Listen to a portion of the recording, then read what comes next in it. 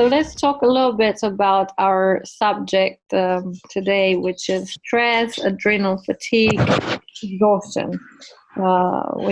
As you said, you moved back to South Africa because of too much stress.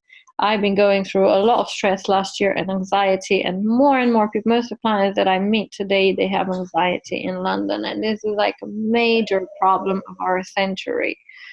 So what is actually stress, and how does it manifest it at a biological, chemical level in our body? Okay. To put it in real layman's terms, to not bore people with too much scientific jargon. Everyone has to understand. We do not need to go no technical. Everybody can get. Right. So we've got two major components in the nervous system, right? We have your peripheral and your central.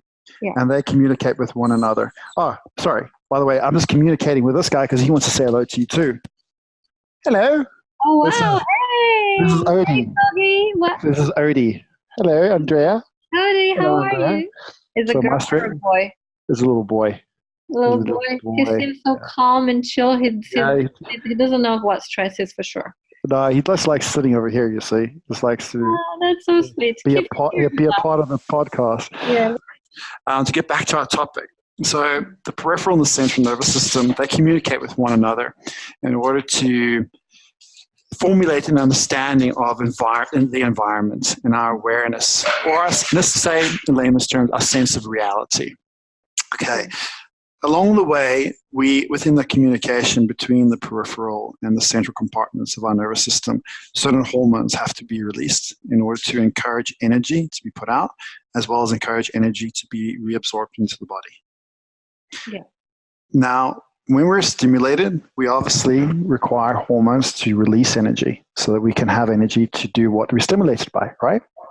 Now, if we're overstimulated, what happens is those hormones are released or excessively released, and through their excessive release, it causes certain organ function to start to decline in its optimal position, namely the adrenals as well as the kidneys. Mm-hmm. So what stress is? Our main stress hormone, we definitely need it, but in the right amount. That's right. So cortisol is one of the major stress hormones. It's a what they call a glucocorticoid. So to put it in a nutshell, how it works is you have two compartments of the adrenals. You have the medulla and the cortex. Within the medulla, you have the release of norepinephrine and epinephrine, adrenaline and noradrenaline. That would directly stimulate the central nervous system to create an increased need for more glucose to be released into the bloodstream to further amplify the brain to be active. Yeah. And what that does, so then the central nervous system releases something called ACTH, which is adrenocorticotropin hormone. And then this stimulates the adrenals to further release cortisol. Mm-hmm. Okay, so epinephrine, norepinephrine, central nervous system, cortisol. And then the cortisol floods our body with excessive glucose, or not excessive, not always excessive. Sometimes it can become excessive. And then that gives us the raw material in order to produce energy through mitochondrial processes. Yeah. Right. But if we overstimulate this release, not only do our adrenal glands start to suffer, but so too does our brain. Yes. Sleep becomes impaired. Yeah. Mood disorders start to take place, which is generally seen due to the imbalance that's noted through neurotransmitters due to heightened and prolonged cortisol positions within the body. Mm-hmm. Well, what would be the main stresses in our today's life, especially in a big city? So people, maybe they know about them, but they don't understand them at a biological level, or the brain perceive them as stresses, and we need to name them so they actually understand. Firstly, like psychological stress, which people are probably more prone to awareness of, in awareness of. Sorry, terrible English. Would be the end result. So the tolerance that a person may or may not have toward an emotional position. So, for example, you missed buying your groceries before the shop was closed, and whilst you're going to buy groceries, you're going to buy a birthday card for your friend, and you're on your way to the party and you don't have a birthday card, and you get all emotionally distraught about that. Depending on your reaction as to whether or not you break down and you start crying, or you're like, okay, I better just apologize to my friend and try to make up for next time. So those polar ends is very much determined on all the other factors that influence the release of stress that people don't consider. And these factors include predominantly what we're doing right now, looking into virtual artiface, okay, exposure to non-natural electromagnetic frequencies in doing that, so Wi-Fi all around us, increase of radio waves as well, which is noted in one day society, increase exposure to unnatural elements of the environment, genetically modified foods. Do you think that the foods that we put in our body, the bad foods we put in our body, are worse than the environmental pollution and the radiation, or the other way around? Which one do you think is worse for our body if we have to eliminate? Because we're trying in London, it's impossible to get rid completely of all of them, but we're trying to reduce the exposure. Yeah. No, I think anywhere in the world, it's soon going to be completely impossible to get rid of it the way that we're going, right?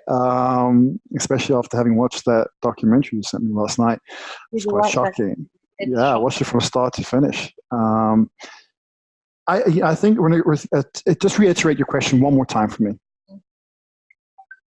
So what do you think is worse, the bad food that people put on a daily basis into our body, or all this electronic pollution, radiation, everything that's around that we cannot even get rid of unless we go somewhere on the top of the mountain? Okay. So I think they stimulate the body in different means. Yeah. I think that EMF has a far more dramatic and immediate effect on our cells than, say, food does. And if you think about it, the process of digestion and assimilation takes a longer pathway in order to influence genetic change and transcription activity through genetic expression itself, which is noted through chemical exchange of food. But as soon as we start to change the vibrations within our cells, and in essence change the pH values through doing that as well, amongst many other things, I find that we are going to have a lot more of an immediate gene expression, often unwanted gene expression, causing disease. So which is worse between the two? I think they're both bad, but I think which is going to cause more of an immediate unwanted stress impact would be that of unnatural electromagnetic frequencies, or non-natural, which are in ample supply. And along with their ample supply, so too are the increase of disease. Yes, unfortunately, yes. And in London, we are bombarded with this every day. And unfortunately, there's nothing much we can do about it. And I can, as a testimony of mine in regards to that, is the fact that if I go to my parents in Romania and I eat their bread and the food like milk from the cows and all this like that I don't normally eat here, I'm not exposed to almost anything because they live close to mountains, I feel good and it doesn't affect me. If I come back to London and I have the exact same food, which I cannot actually find at the same quality here, plus with all the radiation, everything that's around, I would just stay in bed all day long. I wouldn't even be able to function and think and talk and anything. I would just be completely foggy and, out. And that comes down to like, which came before, the chicken or the egg, right? So is it the food that's the problem? Or is it our capacity to be able to digest and assimilate nutrients that's the problem? And what actually causes an unwanted shift in that capacity?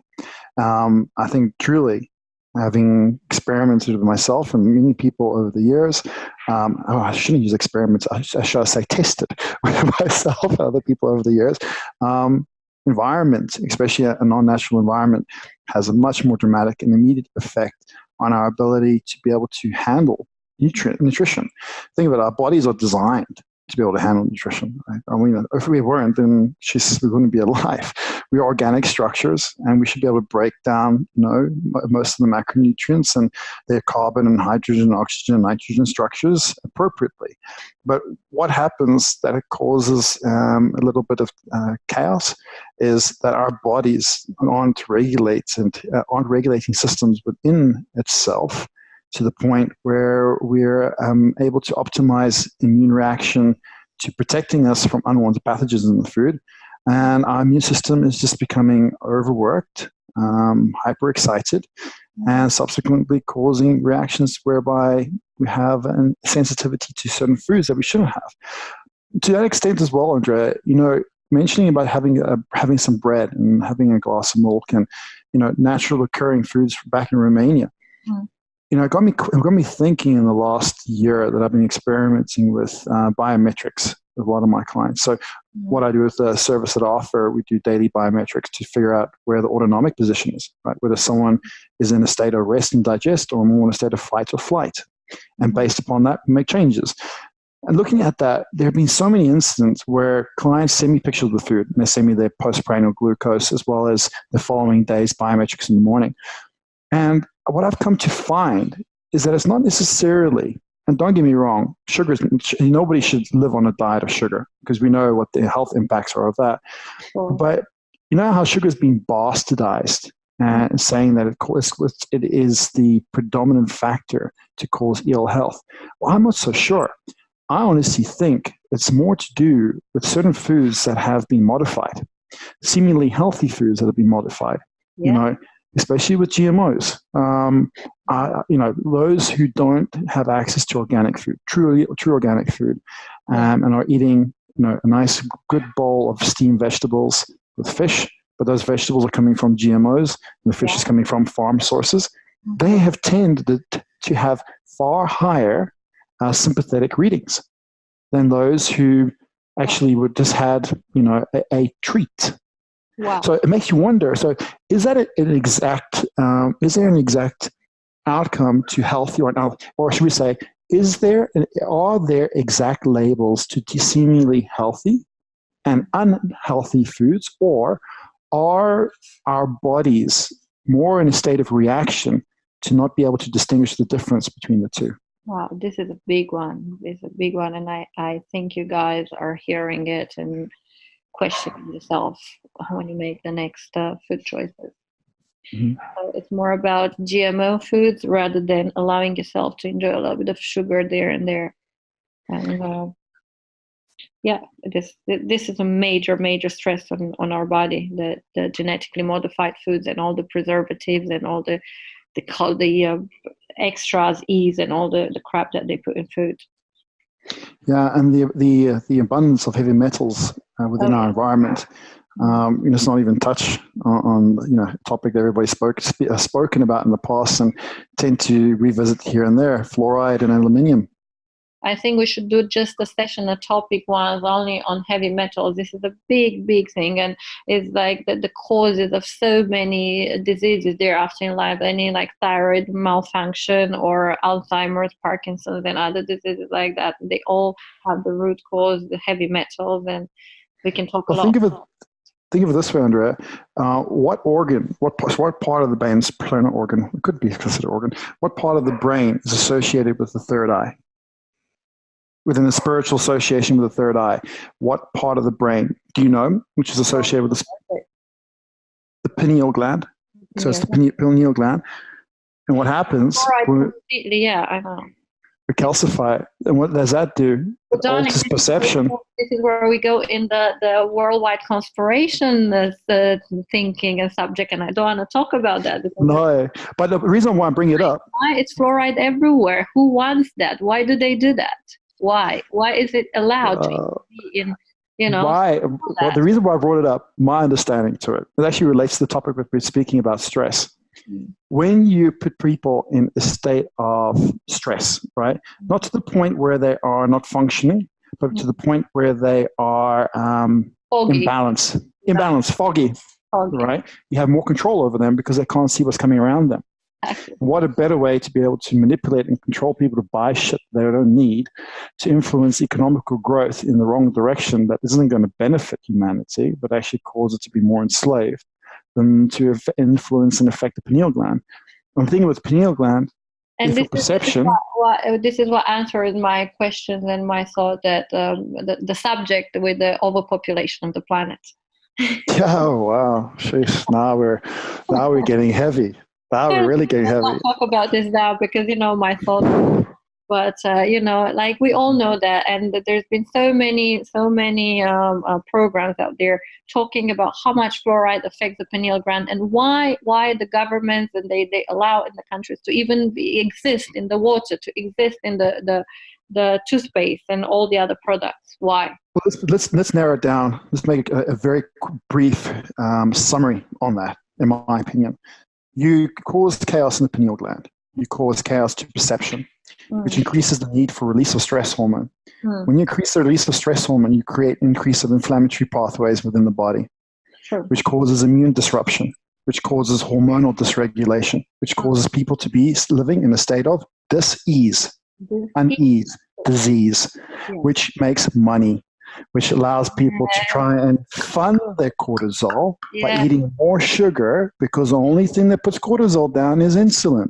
So they're eating more sugar. More chemicals, and we are all on medication. Boom, boom, boom. Here we go. Money-making machine to make sure people stay in a state of disease. Yeah, so we answered so many questions here, and I even point to talk more about this, how stress goes, and maybe people are more aware about it. I don't want to get shot in a month or so. My gosh, yeah, no, it's just all these. In South Africa, and in London, everyone can find me. Listen, okay. if I'm not here next week, blame the Rothschilds. They're out to get you. Sorry, that's a real conspiracy theory right here. Okay, let's not go deep into conspiracies. We just still need to be objective and make people understand the causes of stress and how they can reduce it. Thank you all for watching ProBody Talks. We will be bringing you more guests in my upcoming episodes. Great inspirational human beings, so stay tuned. We have a lot of valuable information that I hope will inspire you all. In the meantime, you can support us by subscribing to my Patreon account. Thank you, and goodbye, everyone.